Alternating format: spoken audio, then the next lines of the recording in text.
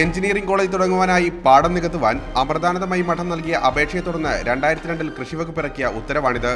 Principal കൃഷി ഓഫീസറുടെയും inland water അധികൃതരുടെയും കത്തുകളുടെ അടിസ്ഥാനത്തിൽ ക്ലാപ്പന വില്ലേജിലെ സർവേ നമ്പർ 371/3 മുതൽ 396/1 വരെയുള്ള 15 ഏക്കർ നിലം നികത്താൻ അനുമതി നൽകിയതായി ഇതിൽ പറയുന്നു. എന്നാൽ വിവിധ സ്ഥാപനങ്ങളുടെ നിർമ്മാണാനുമതിക്കായി ക്ലാപ്പന പഞ്ചായത്തിൽ സമർപ്പിച്ച അപേക്ഷയ്ക്കൊപ്പം മഠം നൽകിയ ആധാരത്തിന്റെ പകർപ്പുകളാണിത്. ഈ സ്ഥലങ്ങൾ പലതും മഠത്തിന്റെ പേരിലേക്ക് രജിസ്റ്റർ ചെയ്തത് 2002 ശേഷമാണെന്ന് ഇതിലെ തീയതികളും വ്യക്തമാക്കുന്നു. മഠത്തിന്റെ അപേക്ഷയിൽ സ്വകാര്യ വ്യക്തികളുടെ കൈവശമുള്ള നിലം നികത്താനാണ് അധികൃതർ അനുമതി നൽകിയതെന്നും രേഖകളിൽ നിന്നും വ്യക്തം. പ്രദേശത്ത് വ്യാപകമായ തോതിൽ തണ്ണീർത്തടങ്ങൾ ഇപ്പോഴും നികത്തുന്നതിന്റെ ദൃശ്യങ്ങളും മീഡിയ വണിൽ ലഭിച്ചു.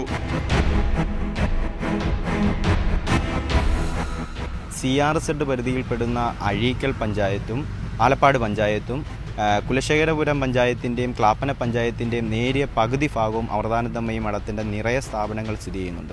ഈ സ്ഥാപനങ്ങൾ മുഴുക്കെ ഇവിടുത്തെ നിലങ്ങൾ നികത്തിയാണ് ഇവർ നിർമ്മിച്ചിരിക്കുന്നത്. ഇതിനെതിരെ പ്രതികരിക്കുവാൻ വരുന്ന ചെറുപ്പക്കാരെ അവിടുത്തെ മഠത്തിലെ തന്നെ കാഷായ വസ്ത്രം ധരിച്ചിരിക്കുന്ന ഗുണ്ടകളെ ഉപയോഗിച്ച് അടിച്ചമർത്തപ്പെടുന്ന ഒരു അവസ്ഥയിലേക്ക് ഇവിടുത്തെ സാഹചര്യം മാറുന്നുണ്ട്. അതീവ പരിസ്ഥിതി പ്രാധാന്യമുള്ള പ്രദേശത്താണ് ഈ നിലനികത്തൽ ഇപ്പോഴും തുടരുന്നത്.